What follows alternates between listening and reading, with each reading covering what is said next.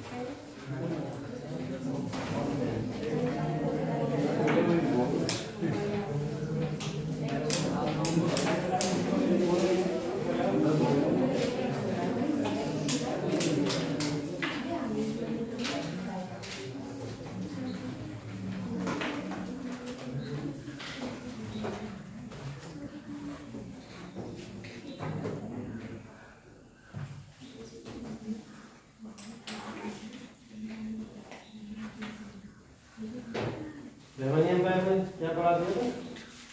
Rulers हो गए थे?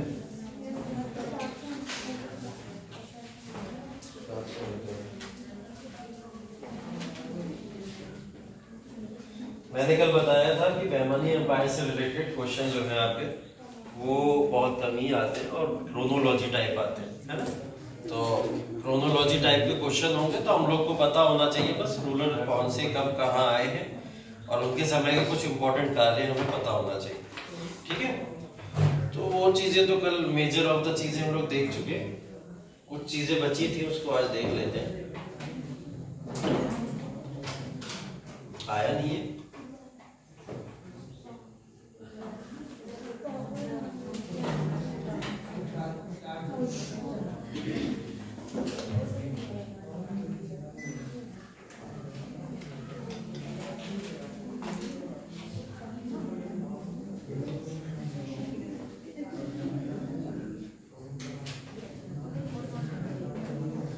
बैमानी एम्पायर के बाद में सीधा मुगल एम्पायर पढ़ेंगे, ठीक है?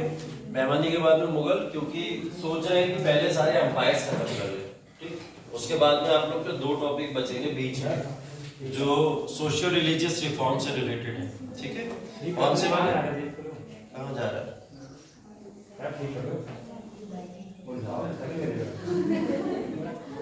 डांट कहाँ है उसे? तुम ही बैठा करो सही। अगर मैं बैठ जाता तो तुमसे कहता ना।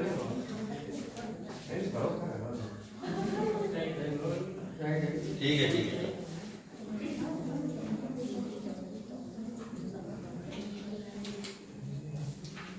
डेक्कन सल्तनत में कुछ इंपॉर्टेंट सल्तनत जो कल 5 बताई थी मैंने, ठीक है?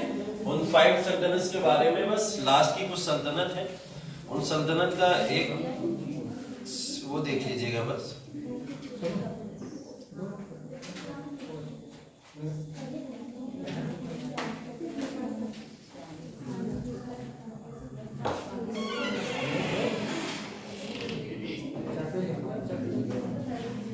ये मैप दिख रहा है?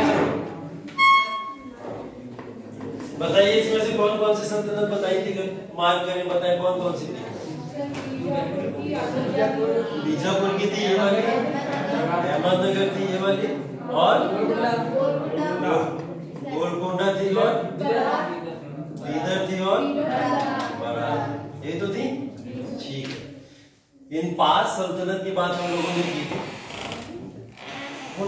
अच्छा, इन 5 सल्तनत की हम लोगों ने बात की थी। इन 5 सल्तनत में से मेजर ऑफ द सल्तनत का एरिया कौन सा दिख रहा है आप लोग को अकॉर्डिंग टू मैप? नहीं, अगर मैं राज्यों की बात करूं, राज्यों में कौन सा राज्य सबसे ज्यादा दिख रहा है यहाँ पे? कौन सा राज्य है? महाराष्ट्र, ठीक है? Major of the prominent region किसका है? ये सब महाराष्ट्र वाला रीजन, ठीक है? यहाँ पे ये हैदराबाद की जो स्टेट दिख रही है, यहीं पे गोलकोंडा का रीजन था, यहीं पे पूरा का पूरा साम्राज्य स्थापित हुआ था जिसको हम लोग गोलकोंडा के अंदर बोलते हैं। तो ये 5 साम्राज्य के अंदर बताया था। मैप की दृष्टि से याद रखिएगा, हम लोग पढ़ रहे थे ये पूरा का पूरा एरिया और यहाँ तक का एरिया पूरा किसके अंदर आता था? बहमनी एम्पायर के अंदर आता था। ये वही बहमनी एम्पायर है जो टूट के अब इन 5 किंगडम्स में डिवाइड हो गया। ठीक है, इन टूट के 5 किंगडम्स के अंदर ये डिवाइड हो गया था। 5 राज्य अलग अलग बन गए थे इनके। इसी में से विजयनगर का इस समय लगभग खात्मा हो चुका है, तो लगभग मैप में आपको ये सब चीजें देखने को नहीं मिलेंगी। जब ये 5 किंगडम्स आपस में डिवाइड हो गई थी इधर उधर, तो विजयनगर एम्पायर का यहाँ पे लगभग एंड हो चुका था। सदर्न रीजन के अंदर जो थोड़ा बहुत विजयनगर का एरिया आपको दिख रहा है, ये भी कुछ समय बाद इन स्टेट्स के द्वारा कैप्चर करके खत्म कर दिया जाएगा। ठीक है, जो हमने बताया था आपको कि पूरा का पूरा विजयनगर एम्पायर का विघटन यहाँ पे हो जाता। ठीक है, देखिए इंपॉर्टेंट ये है यहाँ पे इससे रिलेटेड कुछ चीजें, कुछ कैरेक्टर्स है इसके अंदर जो काफी इंपॉर्टेंट है। जैसे यहां से देखिएगा रूलर्स के नाम मैंने यहाँ पे मेंशन किए हुए हैं।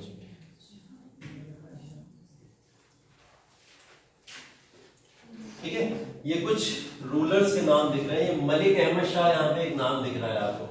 ठीक है, मलिक अहमद शाह की बात अगर हम लोग करें, बोला जाता है कि इन 5 किंगडम्स में सबसे पहले जो किंगडम को सेपरेट लेके अलग हुआ था उसका नाम था मलिक अंबर। क्या नाम था?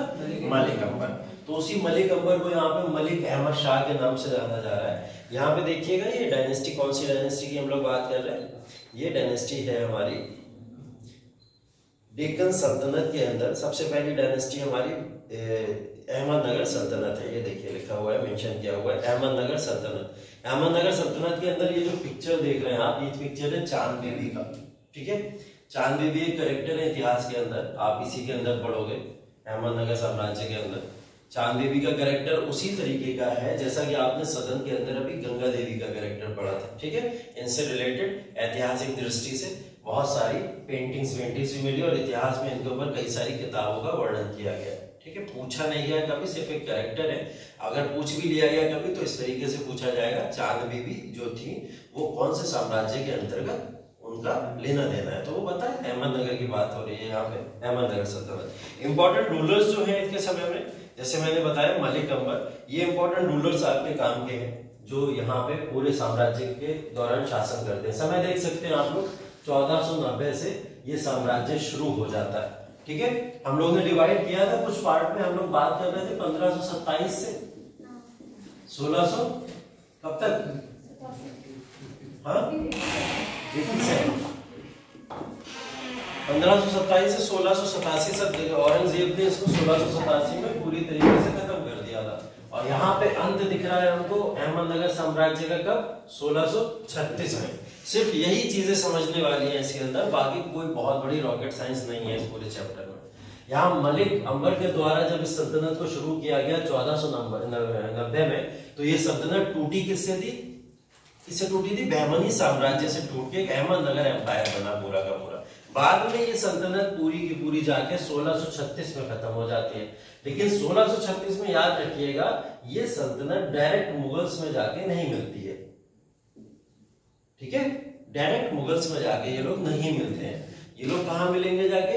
अभी अपनी ही जो अभी 5 सल्तनत इसके अंदर आपको दिखेंगी, उन्हीं सल्तनत में से कंबाइंड हो जाती है ये सल्तनत आपस में एक दूसरे के साथ में, और फिर बची बचाई जो सल्तनत है लास्ट में वो जाके बाद में मुगल एम्पायर के द्वारा कैप्चर कर ली जाती है। ठीक है, तो यहाँ पे मलिक अहमद के द्वारा इसकी शुरुआत की गई और मुर्तजा शाह थर्ड इसके अंतिम शासक थे। सिर्फ यही क्वेश्चन पूछा जाएगा, इसके अलावा कुछ भी नहीं पूछा जाएगा इसके अंदर।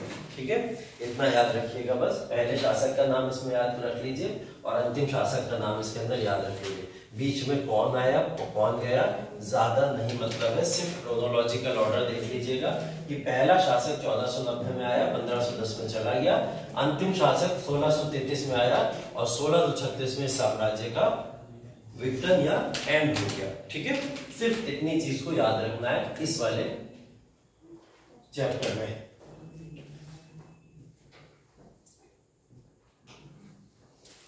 फर्स्ट और लास्ट नाम नोट करिएगा बस।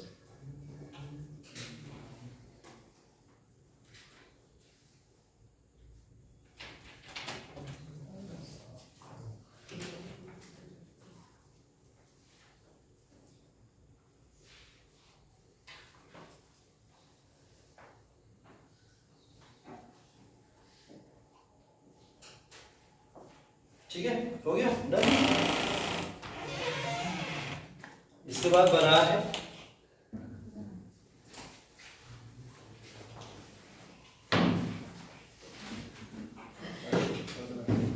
देखिए बरार के अंदर भी अगेन फिर रूलर्स के ऊपर आते हैं हम लोग। तो रूलर्स के अंदर देखेंगे ये फताहुल्लाह इमादुल मुल्क इनका नाम है। इन्होंने सल्तनत को शुरू किया। अगेन फिर देख रहे हैं आप लोग 1490 का ही समय है, ठीक है। 1490 बरार का स्टेट। अगेन फिर क्या हुआ यहाँ पे, एक इंडिपेंडेंट स्टेट बना। फताहुल्लाह इमादुल मुल्क को बोला जाता है कि ये बरार के राजदूत या गवर्नर थे। बस इस बात को ध्यान रखिएगा, बरार के राजदूत या गवर्नर अपॉइंट किया गया था बहमनी साम्राज्य के द्वारा इनको।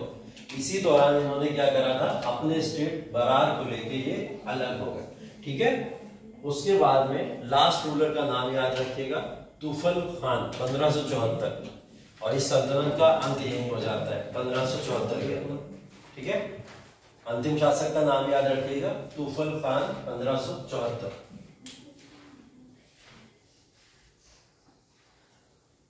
सिलेबस का पार्ट है इसलिए पढ़ा रहा हूं, वरना इससे रिलेटेड क्वेश्चन नहीं आते हैं, ठीक है। बहमनी से रिलेटेड क्वेश्चन नहीं आते। सिलेबस का पार्ट है सिर्फ इसलिए कि आपकी कोई भी चीज छूटती नहीं चाहिए। सर ये बरार का है ना ये? हाँ बरार का ऊपर लिखा है, देखिए ये बरार सल्तनत है, उसी के अंडर में ये तमाम रूलर्स। सारे नाम नहीं, सिर्फ फताहुल्लाह इमादुल मुल्क 1490 से 1510 और लास्ट तुफल खान 1574।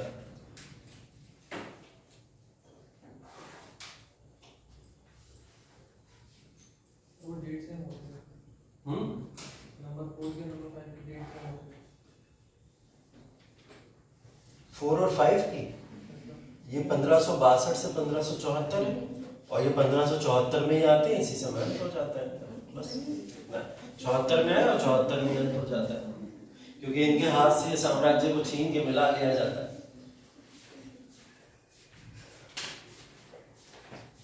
ठीक है। तो बरार सल्तनत, बरार सल्तनत को अहमदनगर वाले अपने साम्राज्य में मिला लेते हैं, ध्यान रखिएगा। कौन मिला लेता है? अहमदनगर वाले। 1574 में इसका अंत कैसे हुआ? क्योंकि अहमदनगर शासकों ने इसको अपने साम्राज्य में मिला लिया था, ठीक है। हो गया। इसके बाद बीदर देखिए, बीदर सल्तनत, या इसको बरीद शाही डायनेस्टी के नाम से जाना जाता है, ठीक है। कल लिखाया था हमने आपको, बरीद शाही डायनेस्टी, ठीक है। बरीद शाही डायनेस्टी, कासिम बरीद क्योंकि इसको स्टार्ट करने वाले व्यक्ति हैं 1492 में। समय पीरियड या टाइम पीरियड देख लीजिए, सबका सेम ही है, 1490-92 यही दिख रहा है हमको, इसी समय में।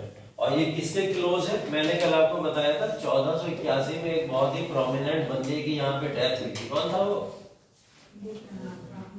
महमूद गवाह, ठीक है। महमूद गवाह की मृत्यु हुई थी। और 1482 में क्या हुआ था? मोहम्मद तृतीय की मृत्यु हो गई थी, जो शासक थे इस समय में, ठीक है। तो इन दोनों के अंत के बाद में देखिए बहुत समय नहीं हुआ कि पूरा बहमनी साम्राज्य बिखर गया, और 1490 से ही यहाँ पे शासक बट गए, ठीक है। पहला है कासिम बरीद, बरीद शाही डायनेस्टी के इन्वेंटर है कासिम बरीद।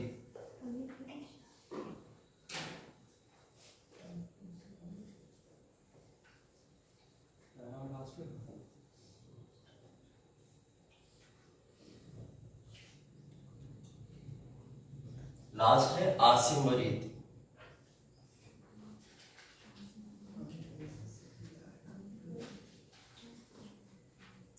आसिम बरीद नाम है इनका, यहाँ आमिर बरीद दिख रहा होगा आपको, वो भी सही है। आसिम बरीद भी बोला जाता है इनको।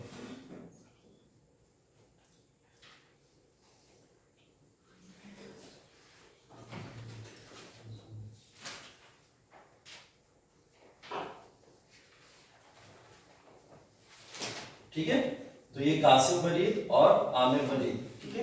ये आसिम बरीद हम लोग बोलते हैं, इनके समय काल की बात है, इन्हीं के समय काल में ये हुआ। उसके बाद देख लीजिए बीजापुर। ये सल्तनत जो थी, आप ध्यान रखिएगा, बीदर सल्तनत।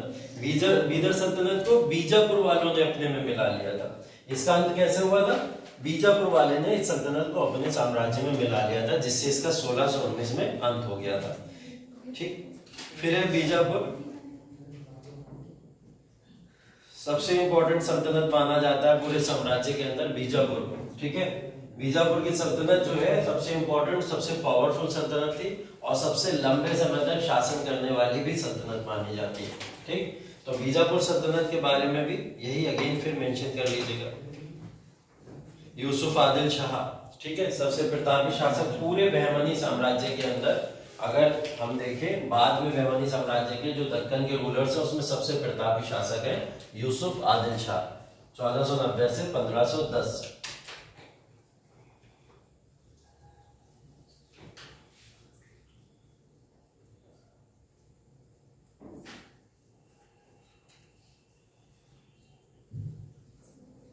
लास्ट रूलर है सिकंदर आदिल शाह, जो 1686 के अंदर यहाँ पे अंत हो जाता है सल्तनत का, और इसको अनेक्स कौन करता है?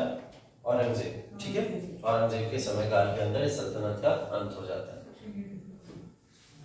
बीजापुर सल्तनत, बीजापुर सल्तनत का मतलब आदिल शाही वंश की बातें कर रहे हैं हम लोग। ठीक है, याद रखिएगा, बीजापुर सल्तनत का मतलब आदिल शाही। कल आप लोग ये सब लिख चुके हैं इसलिए नहीं बता रहा कौन सा राजवंश है।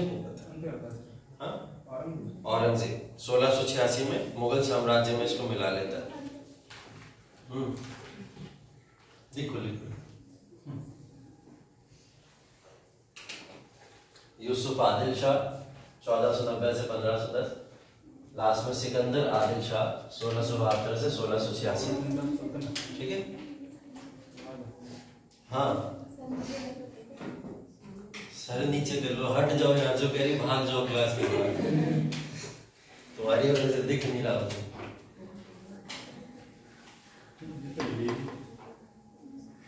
भावना यही थी। ठीक है, फिर गोलकोंडा सल्तनत लास्ट सल्तनत है साम्राज्य की।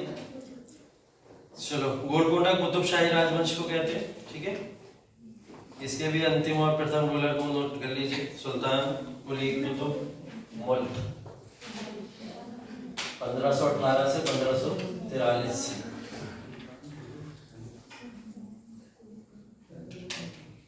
कुतुबशाही गोलकोंडा की सल्तनत थी। ठीक है, गोलकोंडा कहाँ पड़ता है?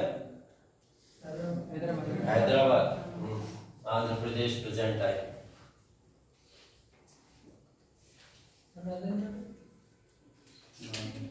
क्या हुआ? गोलकोंडा, गोलकोंडा की राजधानी, राजधानी क्या थी भाई?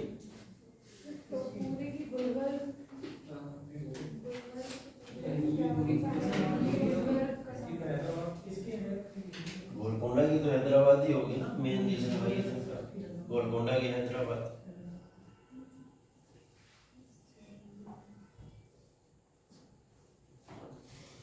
ठीक है, सुल्तान कुली कुतुब शाह या कुतुबुल मुल्क, लास्ट में अबुल हसन कुतुब शाह 1687 तक अंतिम शासक, और यहीं से खत्म हो जाता है पूरा का पूरा बहमनी एम्पायर का, दक्कन सल्तनत का राजकाल।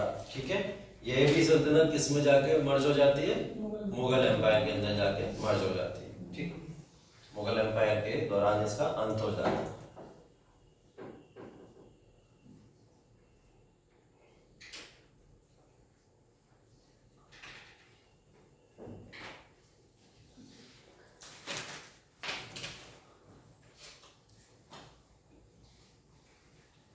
ठीक है, बाकी इससे रिलेटेड मैं आपको नोट्स भी प्रोवाइड कर दूंगा, एक बार आप लोग पढ़ लीजिएगा, पैराग्राफ राइटिंग के तौर पे होंगे वो सब के सब, तो आप उसको पढ़ लीजिएगा बस। लेकिन ज्यादा इंपॉर्टेंट जो चीजें वो मैंने आपको मेंशन करा दी।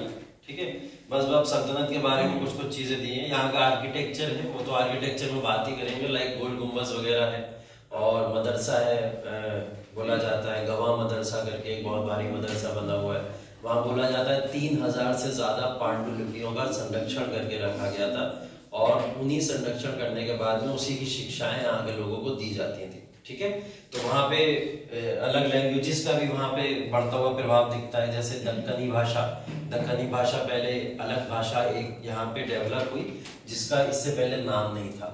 दक्कनी भाषा कौन सी भाषा वो कहते हैं, कोई बताएगा? दक्कनी भाषा कौन सी होती?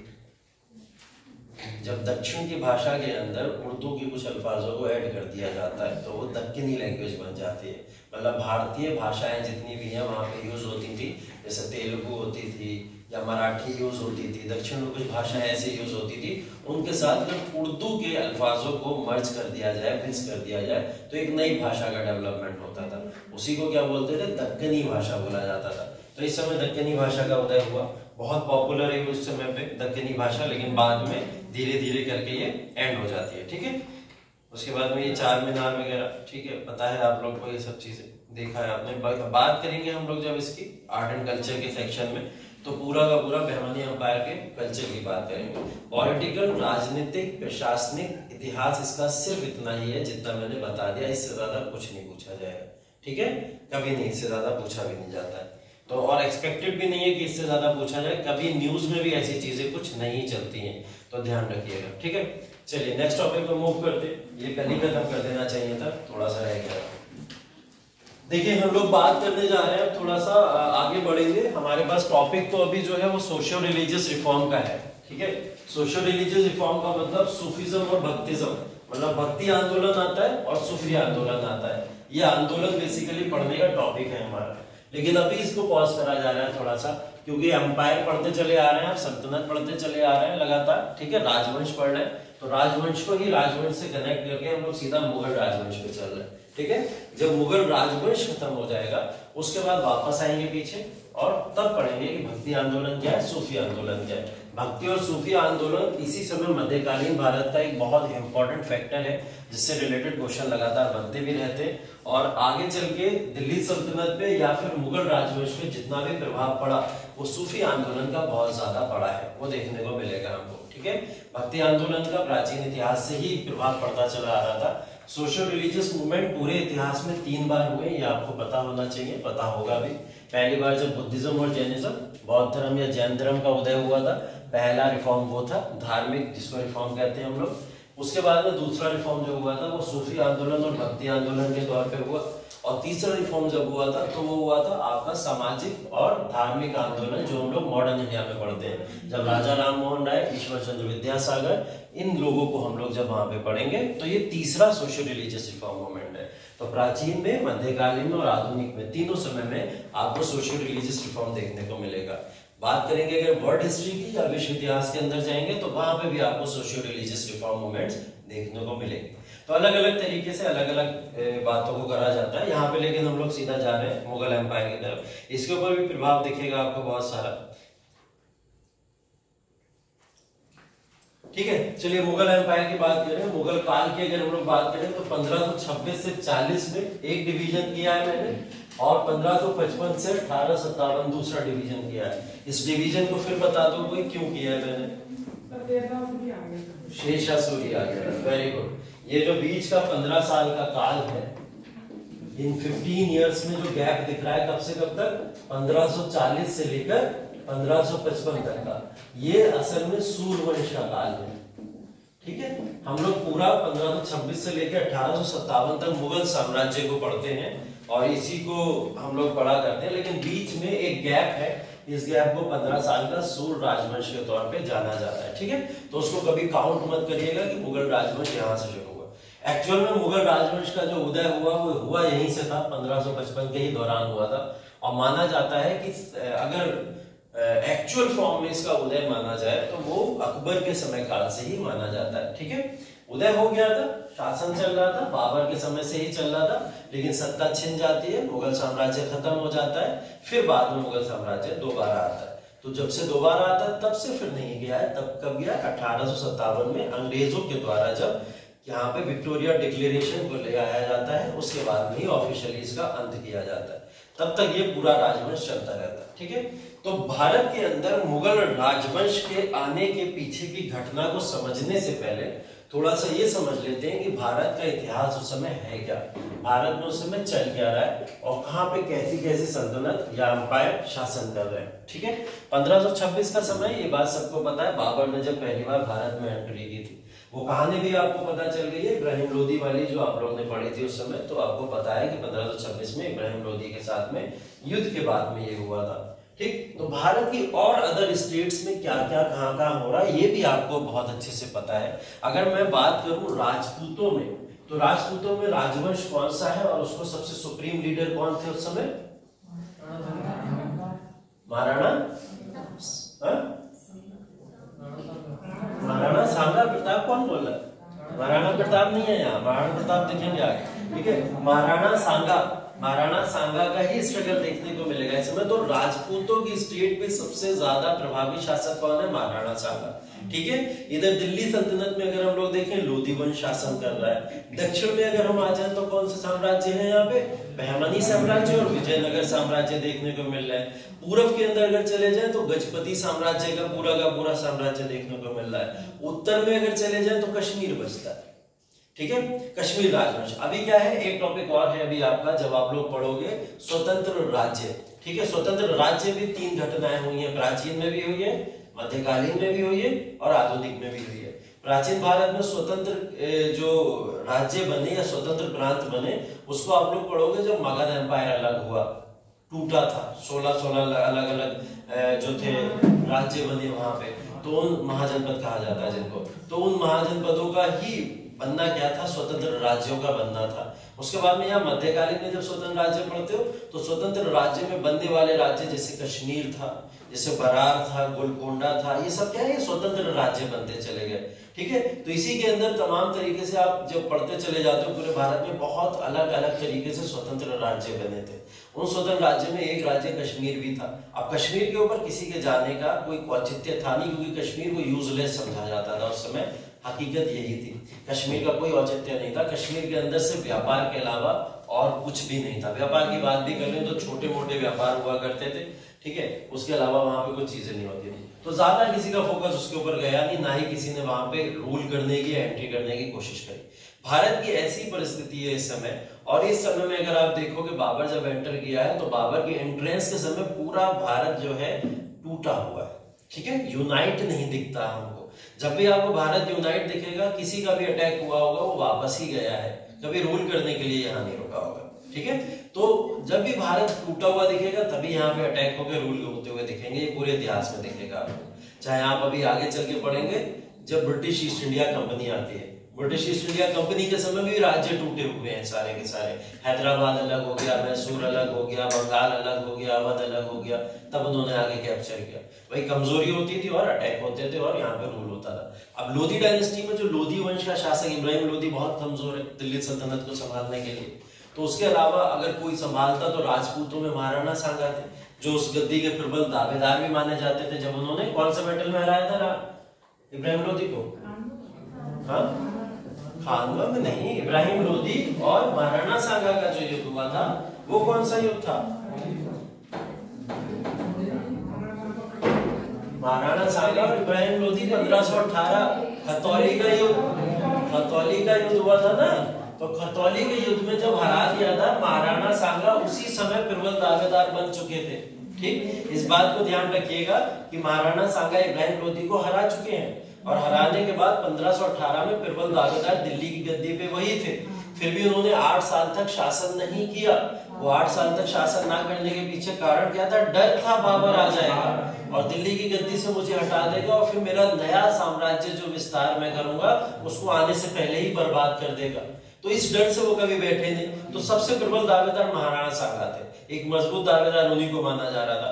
लेकिन बाबर के आने से इब्राहिम लोधी को हटाने तक की घटनाओं में तमाम कॉन्स्पिरेसीज, षड्यंत्र दिखते हैं हमको, जिसकी वजह से महाराणा सांगा को बाबर को फेस करना पड़ता है। और महाराणा सांगा को भी आगे आने वाले अब कौन सा युद्ध है? अब खानवा का युद्ध है, जिसमें उनको हार देखनी पड़ती है, ठीक है। तो यहीं से बाबर की कहानी शुरू होती है 1526 में। बाबर की अगर हम लोग बात करें, समरकंद एक इलाका पड़ता है। समरकंद कहाँ है? अफगानिस्तान से भी और टॉप बॉर्डर पे चले जाओ, समरकंद उस एरिया का पड़ता है। और समरकंद से पीछे एक रीजन पड़ता है जिसको तुर्की आज के समय में बोलते हैं, तुर्की का इलाका जो है, ठीक है, उज्बेकिस्तान वगैरह का रीजन सब उसी के इर्द गिर्द पड़ता है। बेसिकली बाबर जो था वो वहीं का रहने वाला था, उज्बेकिस्तान से ही रूल करना इसने। इसके फादर रूलर रहे थे वहां पे, ठीक है। तो इसके फादर के हाथ से वो साम्राज्य छिन जाता है, इसके फादर की हत्या कर दी जाती है। तो बाबर फिर वहां से भागते हैं। बाबर मात्र 9 साल का बच्चा था उस समय जब इसके पिताजी की हत्या कर दी जाती है। तो साम्राज्य इसके हाथों में जब आता है, वहां के जो अमीर शख्स थे, अमीर जो तबका था एक पूरा का पूरा, वो इससे वो साम्राज्य छीन लेता है और ये उज्बेकिस्तान छोड़ के भागता है। फिर आगे अब आता है समरकंद के अंदर। जब समरकंद के अंदर ये आता है तो समरकंद के अंदर यहाँ पे अपना रूल स्थापित करने की कोशिश करता है। 9-10 साल का बच्चा क्या ही रूल स्थापित करेगा, लेकिन इसको कुछ बैकअप सपोर्ट मिलते हैं वहां के शासकों के द्वारा, क्योंकि कुछ इसको समझने के लिए थोड़ा सा आपको ऑटोमन एम्पायर को समझना पड़ेगा। ऑटोमन एम्पायर वो एम्पायर था जो पूरे दुनिया के अंदर अपनी शक्तियों का दबदबा ऐसा बनाया था उसने कि उसने दुनिया के सबसे बड़े एम्पायर को हराया था जिसका नाम रोमन एम्पायर था। ठीक है, रोमन एम्पायर को हरा के ऑटोमन एम्पायर ने अपना सिक्का जमाया था कहां पे? पूरे के पूरे मध्य विश्व के अंदर। और ऑटोमन एम्पायर का कोई भी ऐसा दुनिया के अंदर देश नहीं बचा जहां पे उनका प्रभाव देखने को नहीं मिलता। अगर भारत की बात करें तो मुगल जो है वो भी उन्हीं के पार्ट में से ही निकल के भारत के अंदर आए थे। तो उस ऑटोमन एम्पायर का हिस्सा कौन था? बाबर के पिताजी थे। उसी का हिस्सा रहने की वजह से सिंपैथी मिली, जिसकी वजह से बाबर को प्रोटेक्ट किया गया और आगे चल के समरकंद की गद्दी जैसे तैसे इनको दिला दी गई। समरकंद से ये थोड़ा सा और आगे बढ़े और समरकंद से आगे बढ़ने के बाद में इनको अफगानिस्तान की और बाउंड्रीज दिख रही थी जिसके अंदर काबुल था मेन स्टेट। ठीक है, ये क्रोनोलॉजी याद रखिएगा, उज्बेकिस्तान, समरकंद और फिर काबुल। अब काबुल के अंदर जब वो एंटर किए तो काबुल के अंदर अच्छा खासा एम्पायर अपना डेवलप कर लिया उन्होंने।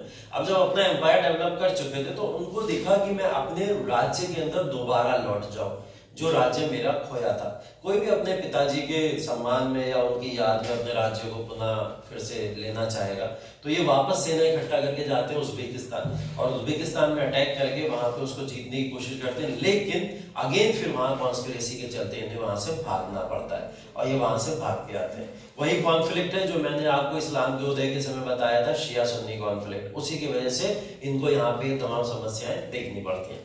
फिर ये भाग के जब यहाँ पे वापस आते हैं, काबुल तो इनकी गद्दी है ही अब, तो काबुल पे बैठ के ये अब नजर लगा रहे हैं कहाँ? लाहौर की तरफ। ठीक है, तो उज्बेकिस्तान, उज्बेकिस्तान के बाद में समरकंद, समरकंद के बाद काबुल और काबुल के बाद में क्या है? लाहौर। ठीक है, अब काबुल से बैठ के लाहौर की तरफ नजर लगा रहे हैं। तो जब काबुल से लाहौर की तरफ बढ़ेंगे तो बीच में आपको सिंध को कवर करना ही पड़ेगा, अदरवाइज सिंध लिए बिना आप लाहौर नहीं ले सकते।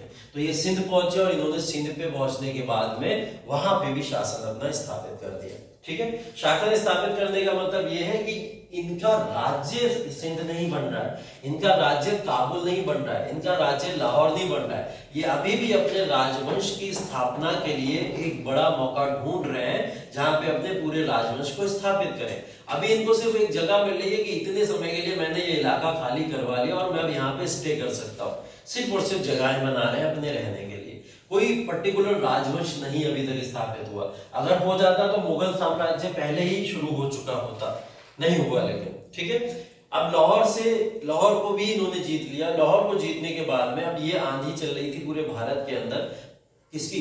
बाबर की। कि बाबर धीरे धीरे बढ़ रहा है कहां पे? भारत की तरफ, और भारत की तरफ बढ़ना इसका खतरा है। ठीक, क्योंकि सब इसके इतिहास को तो जानते ही थे ना कि पीछे के तमाम इलाके ये हारता हुआ आ रहा है या छोड़ता हुआ आ रहा है, तो इसका भारत के अंदर आके स्टे करना खतरनाक हो सकता है और ये भारत के अंदर अपना साम्राज्य स्थापित करना चाहता है। ये बात इब्राहिम लोदी को तो शायद पता थी। ठीक है, ये बात और भी जो भारत के अंदर शासक थे उनको पता थी, ये बात महाराणा सांगा को भी पता थी। लेकिन महाराणा सांगा को लगा क्या कि हो सकता है बाबर आए, इब्राहिम लोदी को लूटे पाटे और वापस चला जाए, क्योंकि उन्होंने देखा है ऐसा इतिहास में हुआ है बहुत बार। लेकिन मोहम्मद गौरी का इतिहास वो शायद भूल गए। मोहम्मद गौरी ने यही किया था, आया, लूटा पाटा और रुक भी गया। ठीक है, तो ये उनको नहीं लगा शायद कि बाबर यहाँ पे रुकेगा, लूटेगा और यहाँ से वापस चला जाएगा, ऐसा लगा। या शायद महाराणा सांगा इस बात को लेके कॉन्फिडेंट थे कि इब्राहिम लोदी को तो हरा देगा लेकिन बाद में इसको मैं हरा दूंगा और मैं गद्दी अपनी छीन लूंगा। ऐसा होता है ना, जब होम ग्राउंड होता है तो प्रैक्टिस अच्छी होती है। ठीक है, और प्रैक्टिस अच्छी होने के बाद सारे मैच जीतते चले जाते हैं। देख रहे हो अभी रिजल्ट चल ही रहे हैं, है ना, तो होम ग्राउंड में ऐसे फायदे मिलते हैं। तो ऐसा लगा महाराणा सांगा को कि मेरा तो होम ग्राउंड है, मैं तो आसानी से जीती जाऊंगा। ठीक, लेकिन प्रॉब्लम ये हुई कि जब इन्होंने इसको इनवाइट किया था तो किसी को भी नहीं पता था ये मॉडर्न आर्टरीज को जो यूज कर रहा था, मतलब जो आधुनिक हथियारों को जो यूज कर रहा था, वो किसी भी वॉरफील्ड के अंदर अलग तरीके से बहुत अच्छे से यूज करना जानता था। जैसा इसने पानीपत की प्रथम लड़ाई के अंदर किया। पानीपत की प्रथम लड़ाई इब्राहिम लोदी 1526 में हरा के मुगल साम्राज्य की स्थापना करना इसका पहला भारत के अंदर कदम था। ठीक है, 1526 में जब पानीपत की पहली लड़ाई हुई, इब्राहिम लोदी के साथ में युद्ध हुआ। ठीक है, उसके बाद में महाराणा सांगा को ये उम्मीद थी कि बाबर यहाँ से चला जाएगा।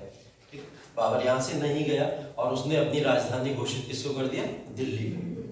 जब दिल्ली को उसने अपनी राजधानी घोषित कर दिया तो यहाँ पे महाराणा सांगा ने इनको अगले युद्ध के लिए ललकारा कि आप अब मुझसे युद्ध कीजिए। जो वो सोचे हुए थे, पहले से सोच के बैठे थे कि अगर बाबर यहाँ पे रुका तो मैं उससे एक युद्ध करूंगा, युद्ध करके मैं यहाँ जीत के पूरे भारत को अपने अंडर में ले लूंगा। ठीक है, लेकिन महाराणा सांगा को ये भी चीज दिख रही थी कि ये पर्सन वो है जो मॉडर्न आर्टिलरीज को यूज कर रहा है, वो हमारे पास में नहीं है, आधुनिक हथियार हमारे पास नहीं। तो वो यहाँ पे एक शर्त रख देते हैं, और वो शर्त क्या थी कि तोपों को यूज नहीं करना है, तभी वॉर होगा, अदरवाइज वॉर नहीं होगा। फिर जो जिस जगह पे है वो उसी जगह पे स्टे करा रह जाएगा। अब बाबर स्टे करने वालों में नहीं था, बाबर आगे बढ़ने वालों में था। बाबर ने बोला ठीक है, हम कोई हथियार यूज नहीं करेंगे किसी भी तरीके का, जो हमारी सेना हमने पिछले युद्ध में यूज की थी हम उसी सेना को वापस से इस युद्ध में यूज करेंगे। और इसी शर्त के साथ में उसने अगला युद्ध इनके साथ में डिक्लेयर कर दिया, इनके साथ में महाराणा सांगा।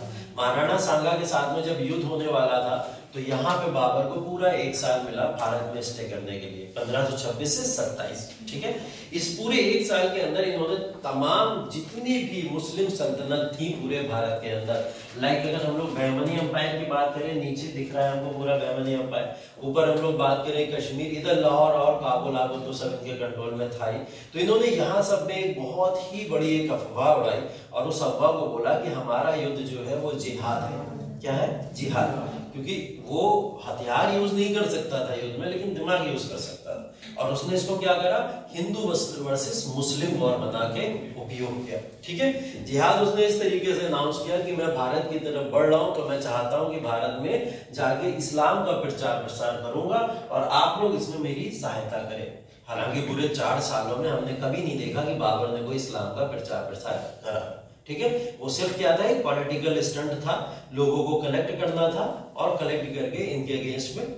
तो जब इसने इस तरीके की चीजें बोली तो अपोजिशन से भी एक यूनिटी दिखनी चाहिए थी कि अगर एक तरफ पूरी मुस्लिम सल्तनत खड़ी हुई है तो दूसरी तरफ हिंदू सल्तनत भी खड़ी होनी चाहिए थी। विजयनगर का सपोर्ट मिलना चाहिए था, राजपूतों का सपोर्ट मिलना चाहिए था, धीरे धीरे मराठों का भी उदय हो रहा था, थोड़ा बहुत महाराष्ट्र के कुछ बीदर के इलाकों में, तो यहाँ से इनका भी सपोर्ट मिलना चाहिए था।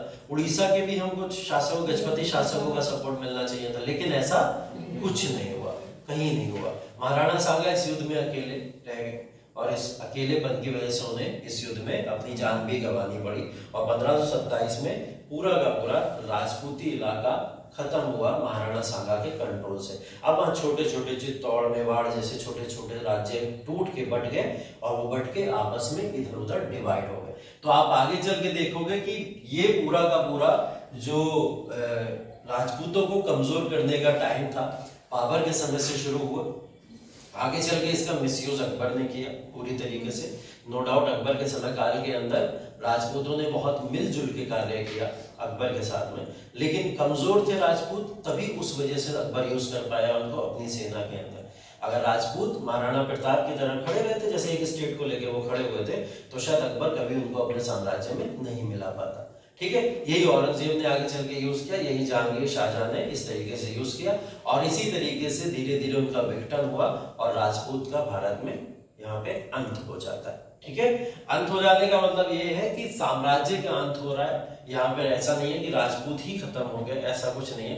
राजपूतों का एक सिलसिला चलता रहा बाद में भी काफी लंबे समय तक, लेकिन वो पावर जो थी, जो सत्ता वो यूज किया करते थे, वो सत्ता उनके हाथ से जा चुकी थी। इसका सबसे बड़ा कारण क्या है? भारत में मुगलों का आगमन। अब आपसे क्वेश्चन पूछा जाएगा कि भारत में मुगलों का जब आगमन हुआ तो वहां की स्थिति कैसी थी, और वो स्थिति के बारे में आपसे ज्योग्राफिकल स्थिति भी पूछ सकता है, भौगोलिक स्थिति। भौगोलिक स्थिति आपको पता चल गई क्या थी? ठीक है, भौगोलिक स्थिति का मतलब क्या हुआ? कौन सी जगह पे कौन कौन सा शासक यहाँ पे इस समय रूल कर रहा है। राजनीति की अगर स्थिति की बात करें हम लोग, तो राजनीतिक स्थिति में क्या आ जाएगा? दिल्ली की स्थिति के बारे में हम लोग बात करेंगे कि इब्राहिम लोदी यहाँ पे शासन करते थे, महाराणा सांगा राजपूतों के शासक हुआ करते थे। ठीक है, तो इनकी राजनीतिक स्थिति की बात करेंगे।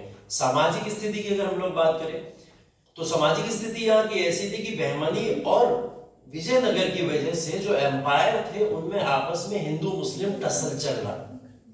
ठीक है, मैंने पहले बताया ये एम्पायर एक हिंदू एम्पायर एक मुस्लिम एम्पायर है। हालांकि ऐसा कहना उचित नहीं होगा, क्योंकि हमने देखा है कि दोनों एम्पायर में अपोजिशन की सेनाएं भरमार हैं, बहुत हैं, अधिक मात्रा में। लेकिन उचित यहाँ पे कहना अब इसलिए हो जाएगा क्योंकि इन्हीं की वजह से आगे चल के उत्तर भारत के अंदर एक हिंदू मुस्लिम टसल पैदा हुआ था कि कुछ लोग बहमनी के समर्थक में आ जाते थे और कुछ लोग विजयनगर के समर्थक में आ जाते थे। और इसी की वजह से यहाँ की धार्मिक स्थिति जो इस समय उत्पन्न हुई थी वो क्या हुई थी, वो एक फेवर और दूसरे फेवर में अलग अलग यहाँ पे डिवाइड हो गई थी। ठीक है, जिसका फायदा यहाँ पे भारत के अंदर आके बाबर ने उठाया।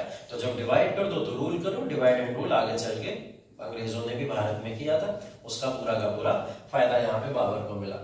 लेकिन बाबर की यहाँ पे कार्य कुशलता या फिर आइडियोलॉजी की या फिर दिमाग की यहाँ पे दाद देनी पड़ेगी कि बाबर ने जिस तरीके से भारत को जीता ऐसा ना तो कभी किसी शासक ने पहले कभी किया था और ना ही आगे चल के किसी शासक ने किया। अगर ईस्ट इंडिया कंपनी भी भारत के अंदर रूल करने आई तो व्यापार के दम पे आई थी, उसके पास एक बहाना था। लेकिन बाबर जब आया तो उसके बाद ना तो कोई व्यापार का बहाना था, ना ही किसी तरीके का कोई ट्रेड व्यापार के आप हमारे देशों के साथ करो, ना कोई मीडियोकर की तरह आया। सीधा आया और आगे रूल करना उसने यहाँ पे अनाउंस किया था और सीधे आगे कंट्रोल करा। ठीक है, तो इस चीज को हम लोग अब अगर आप पीछे भी देखोगे, पीछे इतिहास में भी ऐसी घटना नहीं मिलेगी।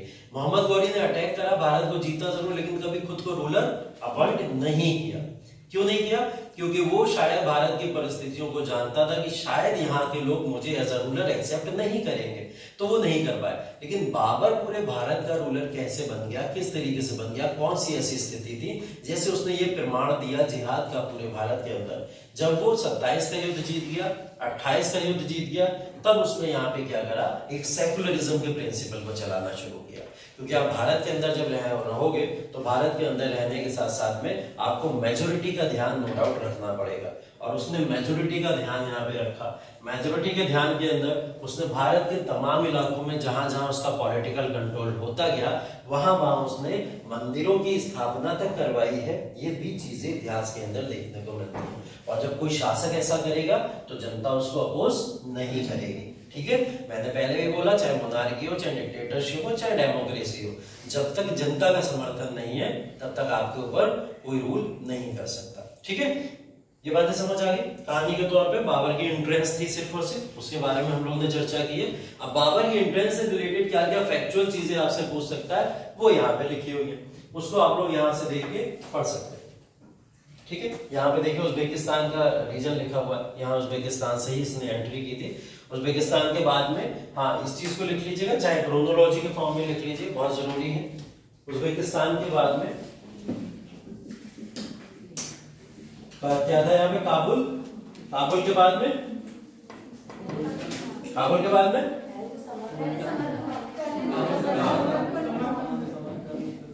समरकंद, समरकंद के बाद काबुल,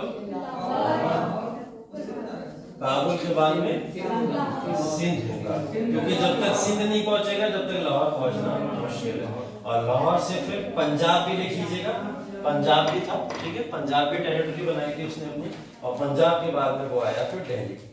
ठीक है, ये क्रोनोलॉजी है बाबर की एंट्रेंस की पूरे समय काल के अंदर। उज्बेकिस्तान, समरकंद, काबुल, सिंध, लाहौर, पंजाब, दिल्ली।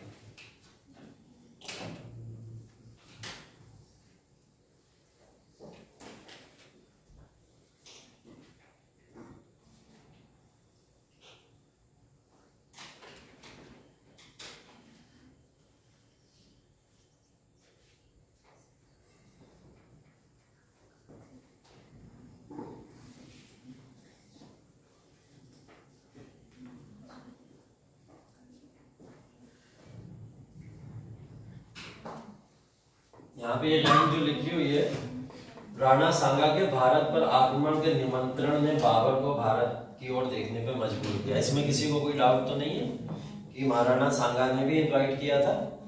कोई डाउट तो नहीं है। कुछ जगहों पे ये बात लिखी हुई है कि महाराणा सांगा ने नहीं इनवाइट किया था। ठीक है, तो वो जो लिखी हुई बात है वो कुछ एक दो किताबों में आपको मिलेगी, लेकिन सत्य घटना को आधारित इसी में माना जाता है कि महाराणा सांगा ने भी यहाँ पे इनवाइट किया था। ठीक है, क्योंकि वो चाहते थे यहाँ से इब्राहिम लोदी को हटाना। और नो डाउट जो इंसान 8 साल से दिल्ली की गद्दी के लिए इस इंतजार में बैठा हो जल्दी से बाबर आए, लूट पाट के जाए और मैं यहाँ पे राज करूं, तो वो भी व्याकुल होगा कि जल्दी आ ही जाओ, तुम आके लूटो, लूट के जाओ और फिर हम राज करें यहाँ पे, है ना। तो ये कॉमन सेंस की बात है कि हाँ, राणा सांगा ने भी इनवाइट किया होगा, ऐसा माना जाता है। और किताबों में इन सब चीजों को लेके वर्णन दिया गया है, एनसीईआरटी इसी चीज को मानती है। ठीक है, बाबर की लड़ाइयां पता है आप लोग को, रटी हुई है बचपन से, पढ़ाने की जरूरत नहीं है। लेकिन हाँ, अपोजिशन में कौन था ये देखने की जरूर बात है। पानीपत की पहली लड़ाई बाबर ने इब्राहिम लोदी के अगेंस्ट में लड़ी थी, जिसके द्वारा भारत में मुगल साम्राज्य की स्थापना हुई। ठीक है, फिर उसके बाद में यहाँ पे जीत के कारण लिखे हुए हैं। जीत के कारण आपको पता ही है, वो तुलगुमा टेक्निक वगैरह जो थी और इनकी जो तोप की व्यवस्था थी, तोप खानों का यूज किया इन्होंने, वो सब इसका कारण था, जीत का कारण। फिर खानवा की लड़ाई है 1527 के अंदर, जहां बाबर ने राणा सांगा को हराया और यहाँ पे इन्होंने गाजी की उपाधि धारण की थी। गाजी का मतलब क्या होता है? हत्यारा नहीं, गाजी का मतलब क्या होता है? गाजी जैसे हिंदी में योद्धा बोलते हो, वैसे जो है उसमें गाजी बोला जाता है। ठीक, गाजी का मतलब होता है योद्धा। ठीक, फिर है चंदेरी की लड़ाई 1528। ठीक है, मैदनी राय। और मैदनी राय कौन है? मध्य प्रदेश के राजा थे ये, मध्य प्रदेश के अंदर रूल किया करते थे और ये एकमात्र वो व्यक्ति हैं जिन्होंने महाराणा सांगा को सहयोग किया है। पूरे जो मैंने बताया ना, महाराणा सांगा सपोर्ट चाह रहे थे तमाम लोगों से पूरे भारत के अंदर कि तुम सपोर्ट कर दो, तुम कर दो, तुम कर दो, कोई नहीं आया। सिर्फ मैदनी राय आगे बढ़े थे और मैदनी राय ने आके महाराणा सांगा को सपोर्ट किया था। लेकिन मैदनी राय को यही चीज भारी पड़ गई, बाबर की तो नजर सब पे थी, कौन कौन आ रहा है मेरे अगेंस्ट में, और जो आ रहा है मतलब वो साम्राज्य में मुझे आगे नहीं टिकने देगा या प्रॉब्लम क्रिएट करेगा। तो इन्होंने अगला वॉर या लड़ाई जो है इन्हीं से अनाउंस कर दी और मैदनी राय को यहाँ पे हरा के मध्य प्रदेश की भी बहुत सारी जगहों को कैप्चर कर लिया था। लास्ट युद्ध है इनका घाघरा का युद्ध। ठीक है, घाघरा 1529। बाबर अपने पूरे समय काल के अंदर 26, 27, 28, 29 और 30 में तो मृत्यु ही हो जाती है, लगातार युद्ध में दिखता है। ठीक है, बाबर ने दिल्ली की गद्दी के इच्छुक महमूद लोदी को यहाँ पे हराया था। महमूद लोदी इब्राहिम लोदी के राजवंशों में से थे, जो बाद में फिर से यहाँ पे लोदी राजवंश को लाने की कोशिश कर रहे थे। ठीक है, तो इनकी लड़ाई होती है बाबर से और बाबर इनको यहाँ पे 1529 में हरा देता। हाँ, अफगान, पूरा बिहार और जो बंगाल का रीजन है, ये सारे के सारे लोग यहीं पे रहा करते थे। दिल्ली छोड़ के जो जा चुके थे लोधी, जितने भी लोग थे वो सब बंगाल और बिहार में बस गए थे। तो बंगाल और बिहार से आगे चल के लगातार, ऐसा नहीं है कि लोधियों का अटैक अभी सिर्फ हुआ बाबर के समय और ये खत्म हो गया, नहीं। अभी हुमायूं के समय में भी देखोगे लोधियों ने बहुत परेशान किया और उन्हीं की वजह से शेरशाह सूरी यहाँ पे आके शासन कर पाया। ठीक है, उसको भी देखोगे। बाबर ने 1536 से पहले भारत पर आक्रमण किया।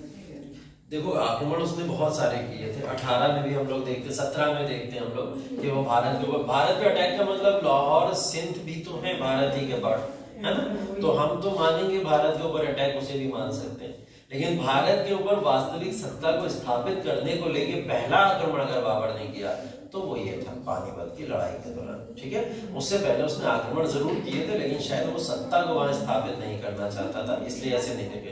तभी तो हमको दिख रहा है ना, लाहौर है, सिंध है, इस पे कंट्रोल, वही मतलब है कि भारत पे अटैक हुआ। ठीक, ऐसा नहीं है बाबर ने पहली बार अटैक किया। चलिए, पहले तो मैंने बोला कि आप ये समझ लीजिए कि बाबर भारत में आया तो आने के पीछे की परिस्थिति हम लोग ने समझ ली कि भौगोलिक स्थिति क्या क्या थी, राजनीतिक स्थिति क्या थी, सामाजिक स्थिति क्या थी। ठीक है, क्योंकि एंट्रेंस से ही क्वेश्चन बन जाता है। एक बार इंटरव्यू में एक क्वेश्चन पूछा गया था और वो क्वेश्चन था इस तरीके का कि बाबर की साम्राज्यवादी नीति को बताइए। ठीक है, इंटरव्यू का क्वेश्चन है, रिटन में नहीं आया था, इंटरव्यू का क्वेश्चन बता रहा हूँ, यूपीएससी के इंटरव्यू का क्वेश्चन है। पूछा गया था कि बाबर की साम्राज्यवाद की नीति का वर्णन कीजिए। अगर बाबर की साम्राज्यवादी नीति आपसे पूछ ली जाए तो आप लोग को क्या बताना चाहिए?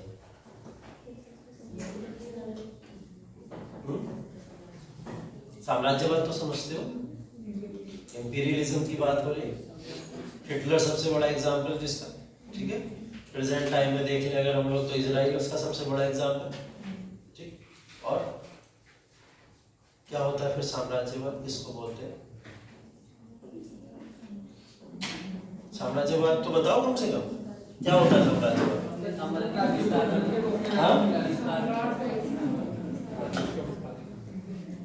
अपने साम्राज्य को विस्तार करना, ये तो बोला जाता है कि अपने साम्राज्य को और ज्यादा से ज्यादा बढ़ाना।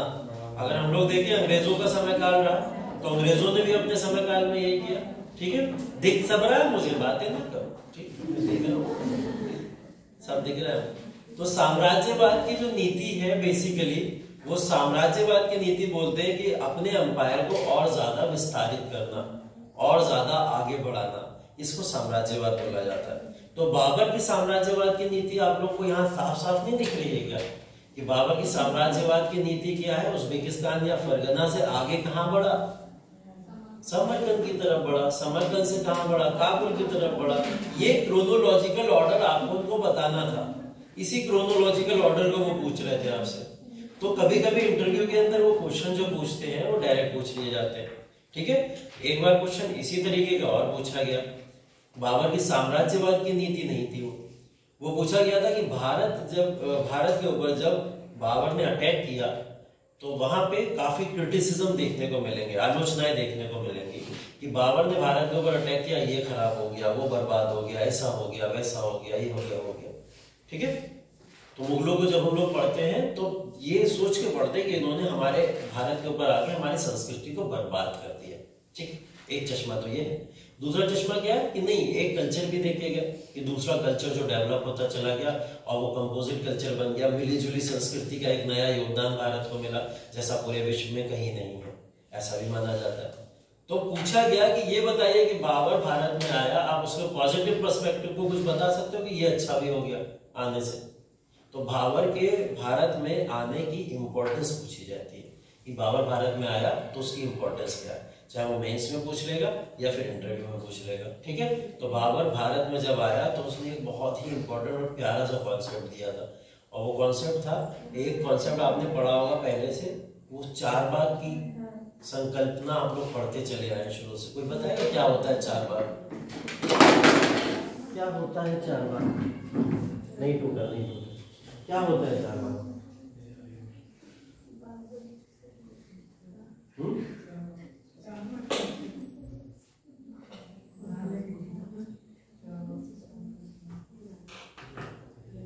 हाँ, चारबाग रेलवे स्टेशन है लखनऊ में, उसकी बात नहीं कर रहा हूँ, चारबाग की बात कर रहा हूँ। चारबाग की संकल्पना जो चारबाग की संकल्पना जो है वो हिंदी साहित्य वालों ने भी पढ़ी होगी। उस दिन मैंने पूछा था, हिंदी साहित्य के बहुत सारे बच्चों ने हाथ उठाए, ठीक है। और इतिहास वालों ने भी पढ़ी होगी क्योंकि इतिहास के अंदर भी कॉन्सेप्ट आता है चारबाग वाला, ऑप्शनल वाला, ठीक है। और अगर अभी तक नहीं पढ़ी है तो जाके पढ़ लीजिए, बहुत प्यारा कॉन्सेप्ट है चारबाग। हाँ बताओ क्या है, बताओ। हाँ बताओ, इसको थोड़ा सा एक्सप्लेन तो कर। अरे नहीं, क्या होता है?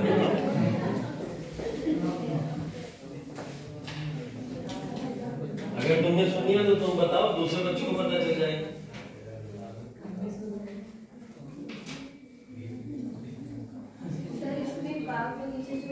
चौकोर बनाए जाते थे और इसको मतलब इस तरीके से नहर से जोड़ा जाता था कि उसमें डायरेक्ट पानी जाता था नहरों में। अच्छा। तो कहीं ना कहीं ये उसके प्रॉफिट होता था कृषि के लिए, इसलिए इस तरीके से इसको बनाया था। थोड़ा सा सही है, थोड़ा सा सही है, बट सिर्फ और सिर्फ इसी के लिए नहीं थी ये जो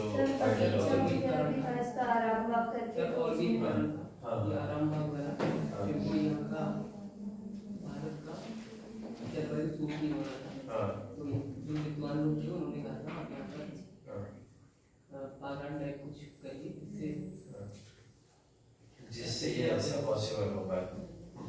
देखो चार बाग का मतलब है, पहली बात तो ये चारों दिशाओं की बात हो रही है, ठीक है, इस बात को ध्यान रखिएगा। चारों दिशाओं की जो हम लोग पढ़ते हैं, उत्तर दक्षिण पूर्व पश्चिम, तो पहली बात तो यहाँ पे चारों दिशाओं की बात हो रही है। और यहाँ पे बाग का मतलब बेसिकली उद्यान से रिलेटेड ही माना गया है। अगर हम लोग बात करें तो चारबाग का जो यहाँ पे कॉन्सेप्ट है वो पुराने चारबाग के कॉन्सेप्ट से थोड़ा सा अलग माना जाता है। वो चारबाग की जो आइडियोलॉजी है वो आइडियोलॉजी कुछ फिलोसफर्स के द्वारा way of living your life के बारे में ही दिया गया है कि आप अपने लाइफ को कैसे जियोगे, किस तरीके से जियोगे, उसके बारे में चारबाग की फिलोसफी दी गई है। पहले इस चारबाग की फिलोसफी में उन्होंने कुछ अलग तरीके से यहाँ पे यूज किया। इन्होंने क्या करा, उद्यान बनवाना शुरू किए। उद्यान का मतलब जैसे इन्होंने बोला यहाँ की जलवायु बाबर को शायद सूट नहीं कर रही।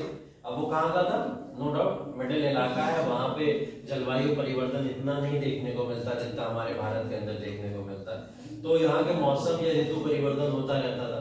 तो उसने इस कॉन्सेप्ट को यहाँ पे एस्टेब्लिश किया था कि ऐसी कुछ चीजें लाई जाए कि न्यूट्रल मौसम मुझे देखने को मिले और जिसमें मैं सर्वाइव कर सकूं। तो उसने क्या करा, ज्यादा से ज्यादा उद्यान बनाना शुरू करे। उसका एक प्रॉफिट ये था, वो प्रॉफिट ये था कि वो क्या करता था, उन उद्यानों के माध्यम से कृषि को भी और ज्यादा आगे बढ़ाने की कोशिश करता था। ठीक है, कृषि को आगे बढ़ाने का मतलब उन्हीं उद्यान, अगर उसने एक दिशा में कोई बाग बनवाया तो उस बाग के थ्रू क्या करेगा, एक नहर को निकाल के कृषि के लिए, सिंचाई के लिए दिलवा देगा।